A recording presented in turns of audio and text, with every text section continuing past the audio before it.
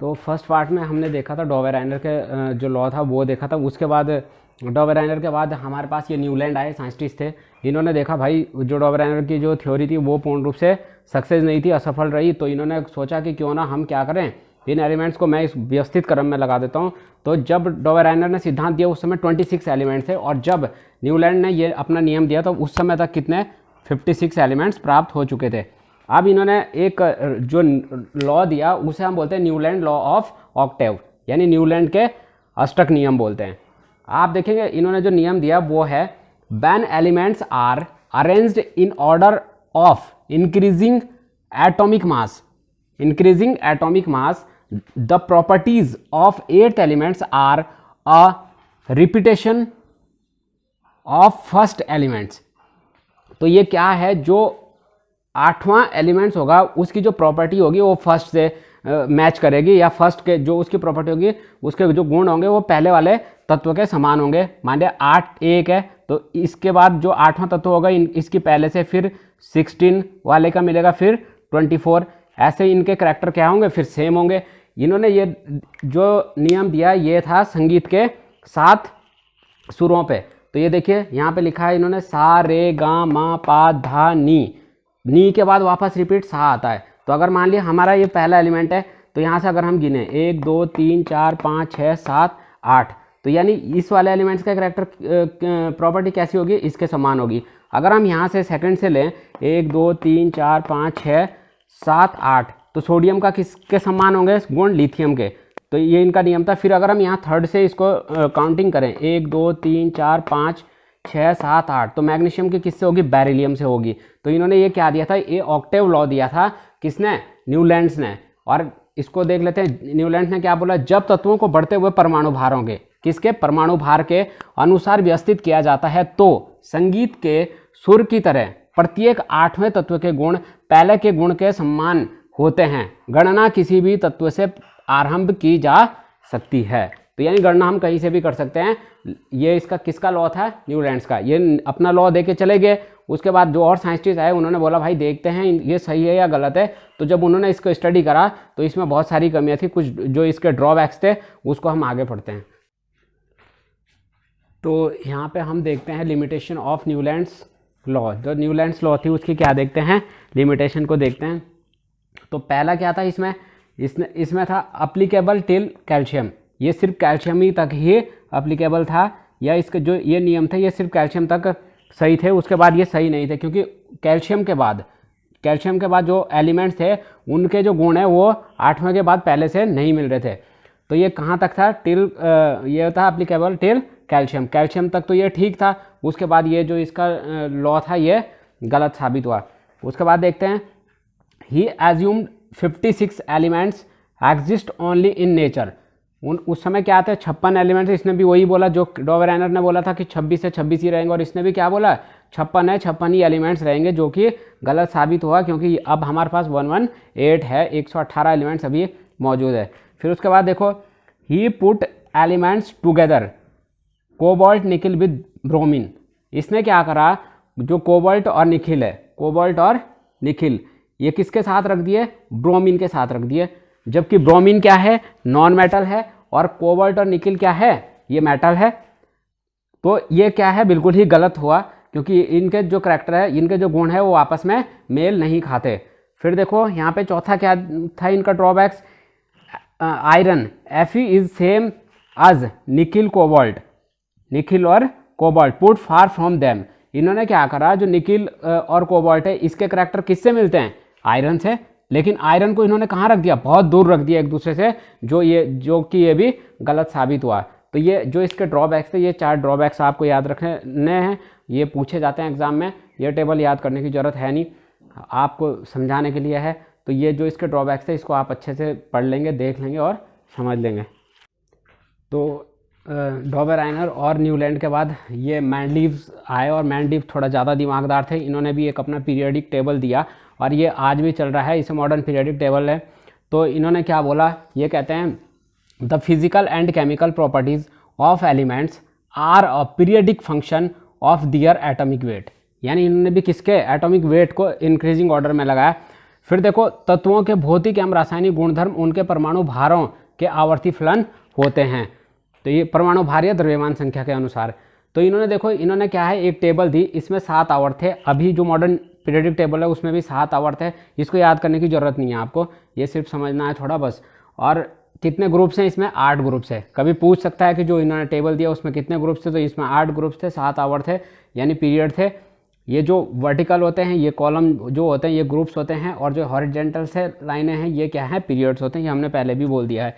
और इन्होंने क्या करा, इन्होंने प्रिडिक्ट कर लिया था पहले ही कि कुछ एलिमेंट्स हमें आगे मिल सकते हैं, जबकि न्यूलैंड और जो डॉवेराइनर थे उन्होंने मना किया था कि इससे आगे कोई भी एलिमेंट्स नहीं मिलेंगे। तो इन्होंने प्रिडिक्ट करा और उसके लिए कुछ प्लेसेस छोड़ दिए हैं जिन प्लेसेसों पे रख सकते हैं। और इन्होंने ये भी बताया कि कुछ सेम गुणों वाले भी एलिमेंट्स मिल सकते हैं, इसलिए इन्होंने पहले ही ये सब प्रिडिक्ट कर लिया था। इसलिए इन्होंने क्या करा, अपनी जो पीरियोडिक टेबल है उसके अंदर गैप छोड़ दिए हैं। तो हमारे पास कुछ मेरिट ऑफ मैंडलीव्स टेबल है। तो इसमें हम पहला देख लेते हैं। Mendeleev's law predict the existence of same elements that had not been discovered at that time, जैसे गैलियम था, स्कैंडियम था, जर्मेनियम था। फिर देखो, this table could predict the properties of several elements on the basic of their position. फिर third हमारे पास है leave gap for unknown elements, और उन्होंने अननोन एलिमेंट्स के लिए भी गैप छोड़ दिया था। तो ये क्या है, मैंडलीव्स की पीरियोडिक टेबल है। आपसे कभी कभी ये पूछ लेता है कि इसका लॉ है जो ये पूछ लेता है, या जो मॉडर्न और उसमें अंतर पूछ लेता है, जो मॉडर्न पीरियोडिक टेबल किस पे है, और जो ये पहले वाली पीरियोडिक टेबल वो किस पे है। तो मॉडर्न हम अभी आगे पढ़ेंगे, जो इसके बाद मॉडर्न पीरियोडिक टेबल पढ़ेंगे, और इसके हम कुछ ड्रॉबैक्स भी देखेंगे, लिमिटेशंस। तो आगे हम यहाँ पे देखते हैं लिमिटेशन ऑफ मैंडलीव्स लॉ, यानी जो मैंडलीव्स का लॉ था उसकी कुछ सीमाएं या उसकी कमियां हैं। इसमें ड्रॉबैक्स क्या कहते हैं? तो पहले यहाँ पे क्या है, position of isotope could not explain. जो आइसोटॉप्स थे इनको क्या है, एक्सप्लेन नहीं किया गया था। तो क्या है कि जैसे समस्थानिकों की स्थिति स्पष्ट नहीं की गई थी। अब आप बोलोगे कि ना तो डॉवेराइनर ने की थी, ना ही न्यूलैंड ने की थी। तो आप जितना भी अच्छा काम कर लो उसमें कुछ ना कुछ कमियां निकाली जाती है। तो आपके दिमाग में एक ख्याल आएगा कि आइसोटॉप्स होते क्या हैं। तो देखो आइसोटॉप क्या होते हैं, यहाँ पे हाइड्रोजन ले लेते हैं, हाइड्रोजन 1 फिर देखो हाइड्रोजन 1 H, हाइड्रोजन का सिंबल H होता है 1, और फिर 2, फिर हाइड्रोजन 1 और 3। तो यहाँ देखो ये क्या है, प्रोटॉन है, और ये क्या है, इलेक्ट्रॉन। ये क्या है, इलेक्ट्रॉन। देखो इसमें 1 1 1 है, और प्रोटॉन 1 2 3 है। तो आइसोटॉप्स क्या होते हैं, जिनके क्या हैं, एटॉमिक नंबर।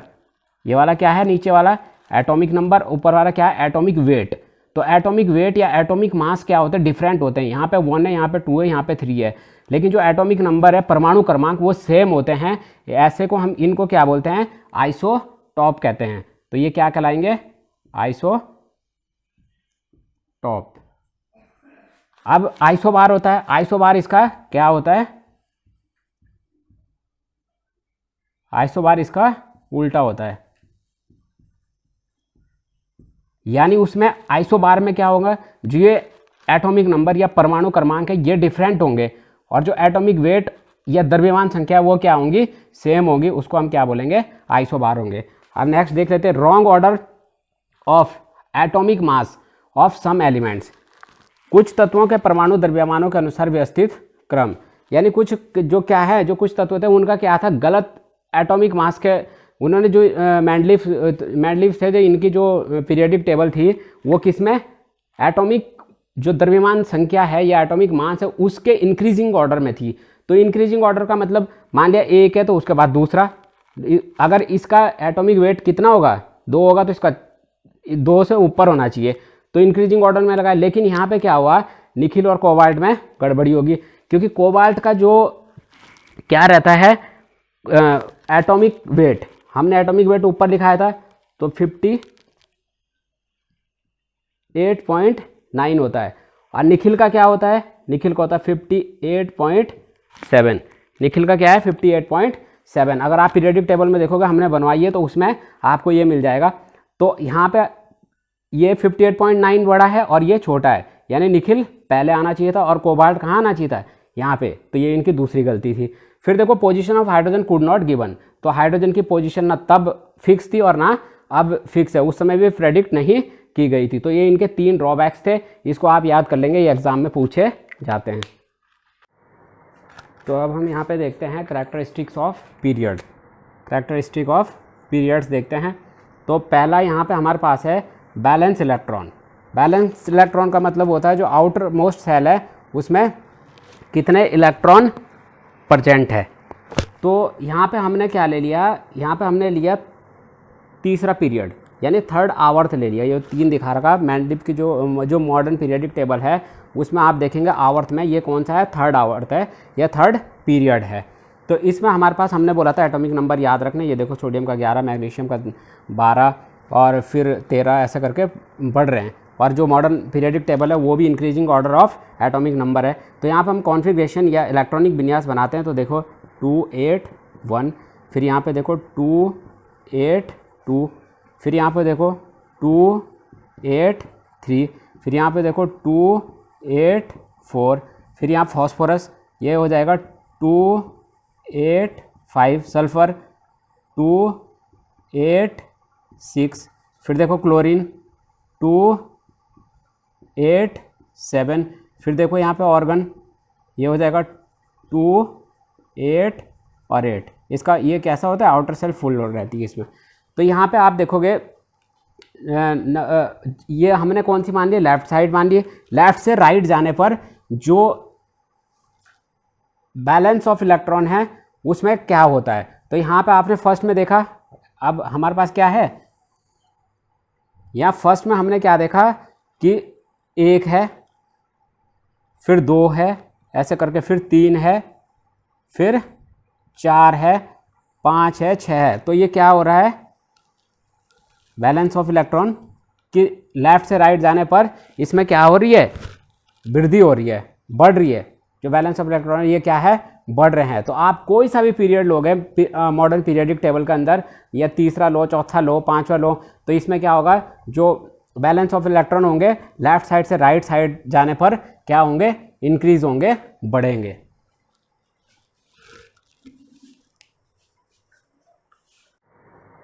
तो अब हम यहाँ पे देखते हैं characteristics of period. Characteristic of periods देखते हैं। तो पहला यहाँ पे हमारे पास है बैलेंस इलेक्ट्रॉन।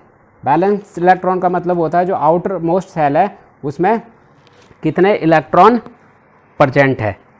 तो यहाँ पे हमने क्या ले लिया, यहाँ पे हमने लिया तीसरा पीरियड यानी थर्ड आवर्त ले लिया। ये 3 दिखा रखा मेंडलीव की जो मॉडर्न पीरियडिक टेबल है उसमें आप देखेंगे आवर्त में ये कौन सा है, थर्ड आवर्त है, यह थर्ड पीरियड है। तो इसमें हमारे पास हमने बोला था एटॉमिक नंबर याद रखने, ये देखो सोडियम का 11, मैग्नीशियम का 12 और फिर 13 ऐसे करके बढ़ रहे हैं। और जो मॉडर्न पीरियडिक टेबल है वो भी increasing order of atomic number है। तो यहाँ पर हम कॉन्फ़िगरेशन या इलेक्ट्रॉनिक विन्यास बनाते हैं। तो देखो 2 8 1, फिर यहाँ पे देखो 2 8 2, फिर यहाँ पे देखो 2 8 3, फिर यहाँ पे देखो 2 8 4, फिर यहाँ फॉस्फोरस ये हो जाएगा 2 8 5, सल्फर 2 8 6, फिर देखो क्लोरीन 2 8 7, फिर देखो यहाँ पे ऑर्गन ये हो जाएगा 2 8 और 8। इसका ये कैसा होता है, आउटर सेल फुल रहती है इसमें। तो यहाँ पे आप देखोगे ये हमने कौन सी मान ली, लेफ्ट साइड मान ली। लेफ्ट से राइट जाने पर जो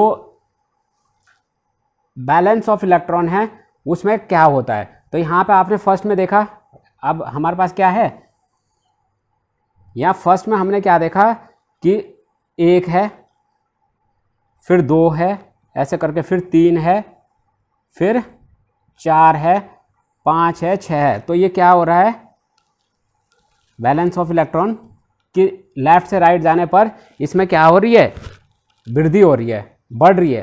जो बैलेंस ऑफ इलेक्ट्रॉन ये क्या है, बढ़ रहे हैं। तो आप कोई सा भी पीरियड लोगे मॉडर्न पीरियडिक टेबल के अंदर, या तीसरा लो, चौथा लो, पांचवा लो, तो इसमें क्या होगा, जो बैलेंस ऑफ इलेक्ट्रॉन होंगे लेफ्ट साइड से राइट साइड जाने पर क्या होंगे, इंक्रीज होंगे, बढ़ेंगे।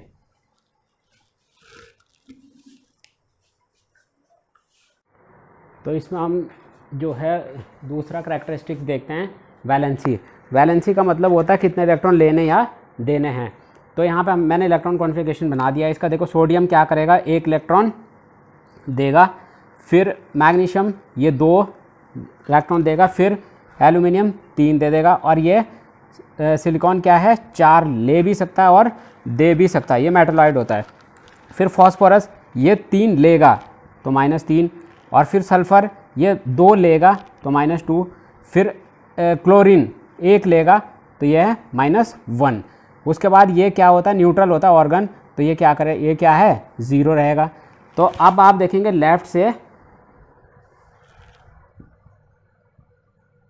राइट, यानी जो आवर्त है मेनली मॉडर्न पीरियोडिक टेबल में आवर्त में लेफ्ट से राइट जाने पर क्या होता है, ये देखो यहाँ पहले क्या है, कम है, फिर क्या हो रहा, बढ़ रही, तो 4 तक क्या है, बढ़ेंगे, फिर 4 के बाद देखो -3, -2, -1 और फिर 0।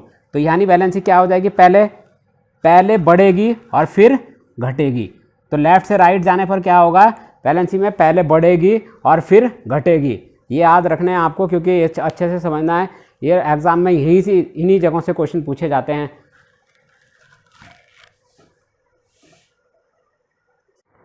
तो इसमें हम जो है दूसरा करैक्टरिस्टिक्स देखते हैं, वैलेंसी। वैलेंसी का मतलब होता है कितने इलेक्ट्रॉन लेने या देने हैं। तो यहाँ पे मैंने इलेक्ट्रॉन कॉन्फ़िगरेशन बना दिया इसका। देखो सोडियम क्या करेगा, 1 इलेक्ट्रॉन देगा, फिर मैग्नीशियम ये 2 इलेक्ट्रॉन देगा, फिर एल्यूमिनियम 3 दे देगा, और ये सिलिकॉन क्या है, 4 ले भी सकता है और दे भी सकता है, ये मेटलॉइड होता है। फिर फॉस्फोरस ये 3 लेगा तो -3, और फिर सल्फ़र ये 2 लेगा तो -2, फिर क्लोरीन 1 लेगा तो यह है -1। उसके बाद ये क्या होता है, न्यूट्रल होता है ऑर्गन, तो ये क्या करे, ये क्या है, 0 रहेगा। तो अब आप देखेंगे लेफ्ट से राइट, यानी जो आवर्त है मेनली मॉडर्न पीरियोडिक टेबल में आवर्त में लेफ्ट से राइट जाने पर क्या होता है, ये देखो यहाँ पहले क्या है, कम है, फिर क्या हो रहा, बढ़ रही, तो 4 तक क्या है, बढ़ेंगे, फिर 4 के बाद देखो -3, -2, -1 और फिर 0। तो यानी बैलेंसी क्या हो जाएगी, पहले बढ़ेगी और फिर घटेगी। तो लेफ्ट से राइट जाने पर क्या होगा, बैलेंसी में पहले बढ़ेगी और फिर घटेगी। ये याद रखना है आपको, क्योंकि ये अच्छे से समझना है, ये एग्ज़ाम में इन्हीं जगहों से क्वेश्चन पूछे जाते हैं।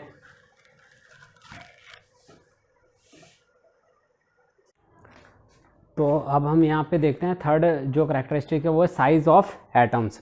तो साइज़ ऑफ एटम्स क्या होगा पीरियड में, तो पीरियड में आवर्त में देखो यहाँ पे हमने क्या करा, ये न्यूक्लियस है, 1 2 3।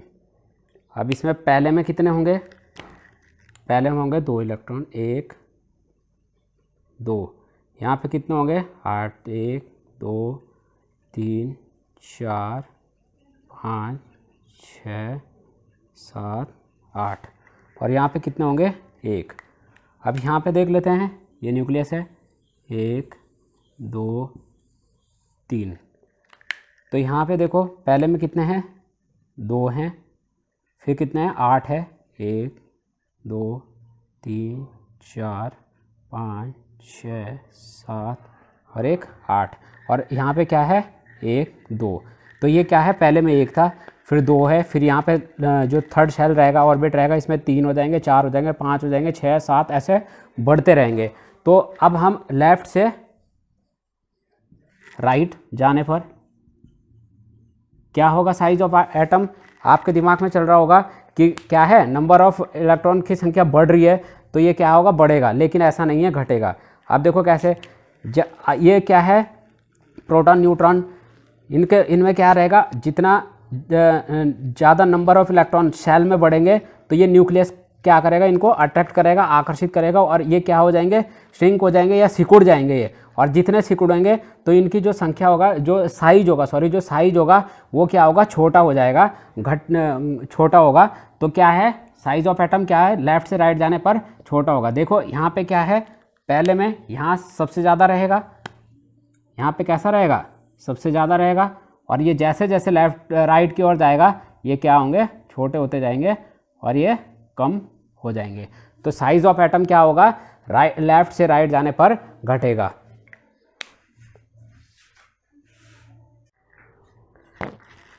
तो अब हम यहाँ पे देखते हैं मेटालिक करैक्टरिस्टिक्स। तो मेटालिक मेटल कौन से होते हैं, जो इलेक्ट्रॉन देते हैं वो क्या होंगे, मेटल होंगे। तो देखो सोडियम 1 दे रहा है तो ये क्या है, मेटल है। फिर क्या है, मैग्नीशियम, ये भी 2 इलेक्ट्रॉन दे रहा है तो मेटल है। एल्यूमिनियम 3 इलेक्ट्रॉन दे देगा, ये भी मेटल है। अब यहाँ पे आते हैं सिलिकॉन पे। सिलिकॉन क्या है, ये 4 इलेक्ट्रॉन ले भी सकता है और 4 दे भी सकता है। तो ये ना मेटल है ना नॉन मेटल है, ये मेटलॉइड है, उपधातु है। तो ये धातुएं हैं जो इलेक्ट्रॉन देती है। तो सोडियम भी धातु, मैग्नीशियम भी धातु, एल्यूमिनियम भी धातु है। फिर यहाँ पे ये क्या है, 3 इलेक्ट्रॉन ले रहा है तो ये क्या हो जाएंगे, नॉन मेटल हो जाएंगे। फिर ये 2 ले रहा है, फिर ये 1 ले रहा है, ऑर्गन को इसमें नहीं लेते हैं। तो यहाँ पे आप देखेंगे लेफ्ट से राइट जाने पर, लेफ्ट से राइट जाने पर क्या होता है, पहले यहाँ पे है तो ये देखो पहले मेटल यहाँ तक मैक्सिमम है, फिर यहाँ पे यहाँ के बाद क्या हो रहा, घट रहा। तो लेफ्ट से राइट जाने पर क्या है, मेटल, जो मेटल के करैक्टरिस्टिक्स हैं वो घटेंगे। पहले मेटल होंगे, फिर उसके बाद ये क्या है, वो मेटलॉइड है, और उसके बाद क्या आ जाएंगे, नॉन मेटल आ जाएंगे। तो किसी भी पीरियड में लेफ्ट से राइट जाने पर क्या होंगे, मेटल के जो करैक्टरिस्टिक्स है वो घटेंगे। पहले मेटल होंगे, उसके बाद नॉन मेटल आएंगे। तो ये एक बीच में सिलिका क्या है, ये है मेटलॉइड। तो अब हम देखते हैं यहाँ पे 5th है केमिकल रिएक्टिविटी। तो केमिकल रिएक्टिविटी क्या होता है, कोई भी जो मेटल होगा वो कितने जल्दी रिएक्ट करेगा, वो क्या होगा, उसकी रिएक्टिविटी होती है। अब जैसे सोडियम है, यहाँ पे सोडियम पे क्या है, आउटर शेल या ऑर्बिट में 1 इलेक्ट्रॉन, ये बहुत जल्दी इलेक्ट्रॉन दे देगा 1 इलेक्ट्रॉन। तो ये क्या हो जाएगा, इसकी हाईली रिएक्टिविटी हो जाएगी, यानी हाई रिएक्टिव होगा। तो यहाँ पे देखो सोडियम क्या है, हाई रिएक्टिविटी है। फिर उसके बाद क्या है, मैग्नीशियम, थोड़ा सा कम होगा इससे। फिर उसके बाद क्या है, एल्यूमिनियम, ये थोड़ा और कम होगा। उसके बाद क्या है, सिलिका, तो ये क्या है, न्यूट्रल होगा, ये 4 ले भी सकता है और दे भी सकता है। तो ये पहले। फिर उसके बाद देखो यहाँ पे फॉस्फोरस 3 लेगा तो ये थोड़ा इस पर ज़्यादा जोर पड़ेगा। फिर ये क्या करेगा, 2 लेगा तो इस पर थोड़ा इससे कम जोर पड़ेगा। फिर यहाँ पे क्या है, क्लोरीन, तो क्लोरीन क्या है, 1 है तो जल्दी क्या कर लेगा, 1 इलेक्ट्रॉन ले लेगा। तो ये क्या है, यहाँ से फिर बढ़ेगी। तो आप कह सकते हैं लेफ़्ट से राइट जाने पर ये पहले क्या हो रही है, जो मेटल थे यहाँ पे ये, इनके में क्या हो रहा है, पहले घट रही है, और फिर यहाँ सिलिका न्यूट्रल के, इसके बाद क्या हो रहा है, बढ़ रही है। तो लेफ़्ट से राइट जाने पर केमिकल रिएक्टिविटी पहले घटेगी और फिर वापस बढ़ेगी।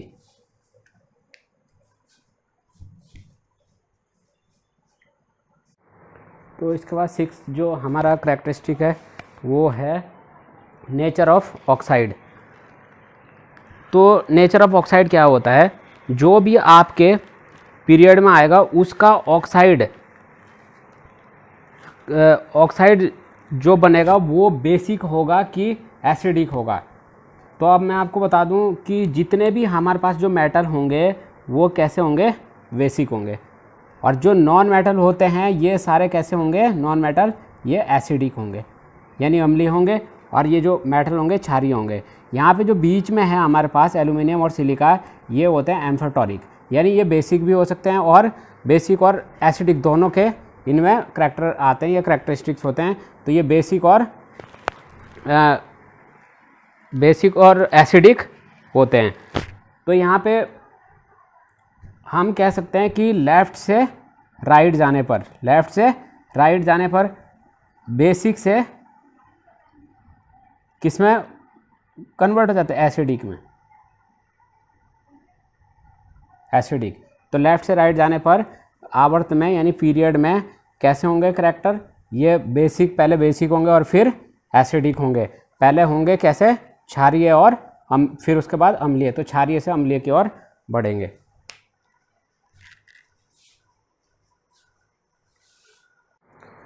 तो अब हम यहाँ पे बात करेंगे करैक्टरिस्टिक्स ऑफ ग्रुप्स। अब हम यहाँ वर्क की बात करेंगे। इससे पहले हम किसकी कर रहे थे, पीरियड आवर्स की बात कर रहे थे। तो पहला है बैलेंस इलेक्ट्रॉन। बैलेंस इलेक्ट्रॉन, तो इनमें जो खास बात होती है, इसमें हम ऊपर से नीचे, हमने बोला था ग्रुप्स अलग से जब हम पीरियडिक टेबल कराई थी, जो कॉलम बने हुए थे वो ग्रुप्स की बात है। तो पहला हमने यहाँ पे फर्स्ट ग्रुप्स ले लिया। इसमें है lithium, sodium, potassium, rubidium, caesium, francium. तो देखो यहाँ पे एक खास बात ये रहती है, इनमें जो ग्रुप्स रहते हैं, आउटर मोस्ट जो सेल रहती है, इसमें क्या है, सेम इलेक्ट्रॉन रहते हैं। फर्स्ट ग्रुप में क्या है, एक, और यहाँ पे देखो सोडियम में भी एक, पोटेशियम में भी एक, फिर नीचे देखिए रूबिडियम में भी एक, फिर सीजियम में भी एक, और फ्रेंसिशियम में भी एक। यानी जो फर्स्ट ग्रुप के एलिमेंट्स है, इनमें जो आउटर मोस्ट सेल में इलेक्ट्रॉनों की संख्या है वो एक है। आप चाहे ऊपर से नीचे आओगे तब भी वही रहेगी, या नीचे से ऊपर जाओगे तब भी वही रहेगी। तो फर्स्ट ग्रुप जो ग्रुप है, ग्रुप्स में इलेक्ट्रॉनों की जो संख्या है लास्ट ऑर्बिट में, वो कितनी रहेगी, सेम रहेगी। तो यहाँ फर्स्ट ग्रुप में कितनी है, एक है। तो इन सब में चाहे आप नीचे से ऊपर जाओगे, ऊपर से नीचे जाओगे, तो क्या रहेंगी, सेम रहेंगी, एक जैसी रहेंगी। तो फर्स्ट ग्रुप में कितनी है, एक है। तो ऐसे जो नेक्स्ट ग्रुप सेकंड होगा उसमें क्या होंगी, फिर सेकंड में 2 हो जाएगी। तो ये बैलेंस ऑफ इलेक्ट्रॉन क्या रहेंगे, सेम रहेंगे, नीचे से ऊपर जाने पर या ऊपर से नीचे आने पर।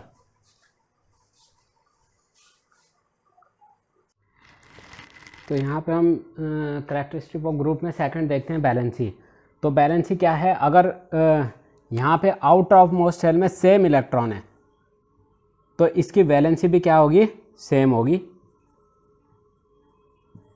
क्योंकि आप चाहे नीचे से ऊपर से नीचे आओ या नीचे से ऊपर जाओ, वैलेंसी कैसी रहेगी, सेम रहेगी, समान रहेगी, एक जैसी ही रहेगी।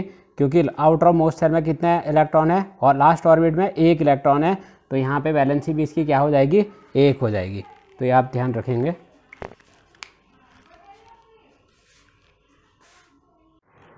तो अब हम देखते हैं थर्ड, साइज़ ऑफ एटम्स, यानी एटम का साइज। इसमें आप देखेंगे कि पहले इसमें जो ऑर्बिट्स की संख्या है वो बढ़ रही है। पहले कितनी है, 2 है लिथियम की अगर बात करें, फिर यहाँ पे देखो 3 है, फिर यहाँ पे देखो 1 2 3 4 है, 4। तो क्या हो रहा है, जब हम ऊपर से नीचे आ रहे हैं तो क्या है, ऑर्बिट्स की संख्या बढ़ रही है। तो जब ऑर्बिट की संख्या बढ़ेगी तो साइज ऑफ एटम क्या होगा, बढ़ेगा। साइज ऑफ एटम क्या होगा, बढ़ेगा। तो ऊपर से नीचे आने पर, ग्रुप्स में ऊपर से नीचे आने पर साइज ऑफ एटम बढ़ेगा।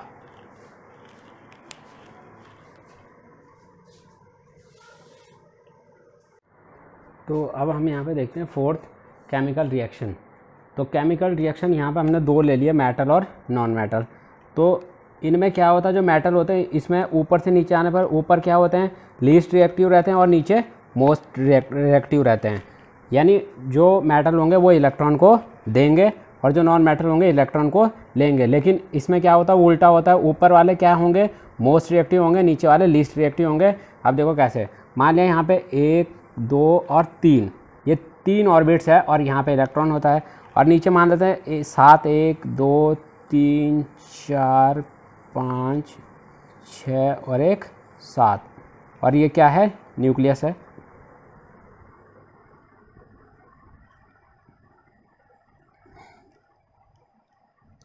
तो आप देखेंगे ये इनकी जो न्यूक्लियस से जो डिस्टेंस है वो कौन से वाले इलेक्ट्रॉन की नज़दीक है, ये जो ऊपर है ये नज़दीक है या जो नीचे है। तो जो ऑब्वियसली क्या है, ऊपर वाले जो यहाँ पे क्या है मेटल में, ये नज़दीक है। यहाँ पे मात्र 3 ऑर्बिट है, तो ये न्यूक्लियस से इसका अट्रैक्शन कैसा है, न्यूक्लियस अपनी ओर अट्रैक्ट करेगा, नेगेटिव पॉजिटिव। तो अट्रैक्ट करेगा तो रिलीज करने में ये जल्दी से रिलीज नहीं होगा। और आप देखेंगे यहाँ इनके डिस्टेंस क्या है, दूर है न्यूक्लियस से, तो ये जल्दी क्या हो जाएगा, रिलीज कर देगा। तो इसलिए मेटल के केस में क्या है, ऊपर से नीचे आने पर लीस्ट से मोस्ट की ओर आते हैं। अब यहाँ पे देख लेते हैं, 3 बनाओ, 1 2 और 3। यहाँ पे 1 2 3 4 5 6, ये न्यूक्लियस है, ये यहाँ पे न्यूक्लियस है। अब आप देखोगे कि कोई इलेक्ट्रॉन है ये आ रहा और ये इलेक्ट्रॉन आ रहा है। अब क्या है कि यहाँ पे जो ऑर्बिट्स की संख्या कम है तो ये अपनी ओर क्या कर लेगा, इसको जल्दी अट्रैक्ट कर लेगा, ले लेगा। तो ये क्या हो जाएंगे, मोस्ट रिएक्टिव हो जाएंगे। लेकिन यहाँ क्या है, इनकी डिस्टेंस न्यूक्लियस अट्रैक्ट करेगा, डिस्टेंस कैसी है, दूर है, तो ये क्या करेगा, इतने जल्दी अट्रैक्ट नहीं कर पाएगा। इसलिए ये क्या होते हैं, ऊपर से नीचे आने पर मोस्ट से लीस्ट रिएक्टिव की ओर होता है नॉन मेटल के केस में। तो ये इंपॉर्टेंट है, आप इसको याद रखेंगे और इसको अच्छे से कर लेंगे।